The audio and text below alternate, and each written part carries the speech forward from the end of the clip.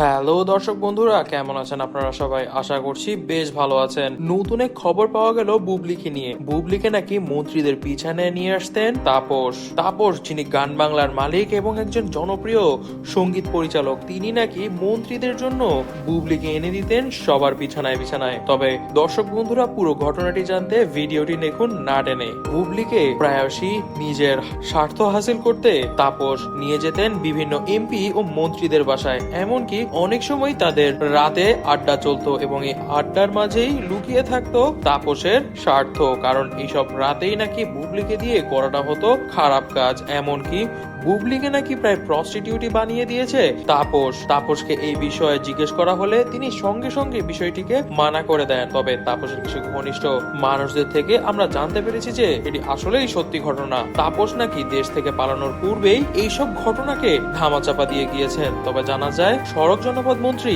কাদেরের ঘরেও নাকি গিয়েছিল বুবলি, এমনকি রাত 1টার সময় গিয়ে সকাল 6টার সময় নাকি বের হয়েছিলেন। এইসব ঘটনা কি ইঙ্গিত করে এখন সেটি কিন্তু জানার প্রশ্ন। তবে বুবলির অ্যাসিস্ট্যান্ট থেকে আমরা জানতে পারি তিনি নাকি এই বিষয়ে তার অ্যাসিস্ট্যান্টকে কেন কাউকে জানাতেন না, অর্থাৎ তিনি খুব গোপনীয়তা মেনে চলতেন এইসব বিষয়। এমনকি জানা যায় আইসিটি মন্ত্রীর কাছেও নাকি তিনি গিয়েছিলেন কয়েকবার। এমন কয়েকটি ভিডিও ক্লিপে আমরা দেখতে পাই বুবলিকে নিয়ে অনেক মজা করছেন মন্ত্রী পাড়ার লোকজন। তবে কিসের জন্য বুবলি নিজে যেতেন? জানা যায় বুবলি নাকি নিজের জন্য বড় বড় সিনেমার সুযোগ করে দেওয়ার উপায় হিসেবে এই কাজগুলো করতেন। এমনকি নিজে যেন সবচেয়ে বড় বড় সিনেমাগুলো পায়, এই জন্য নাকি পরিচালকদের বিছানায়ও তিনি যেতে উচ্ছ্বাস বোধ করতেন। জানা যায় তাপসের সঙ্গেও নাকি তার ছিল অবৈধ সম্পর্ক। তাপস নাকি বুবলিকে দিয়ে বানিয়েছিল 80 কোটি টাকার সিনেমা, তবে সেটি এখনো রিলিজের অপেক্ষায়। তবে দর্শক বন্ধুরা, এই বিষয় নিয়ে আপনারা কি মনে করছেন? বুবলির কি এই ধরনের বাজে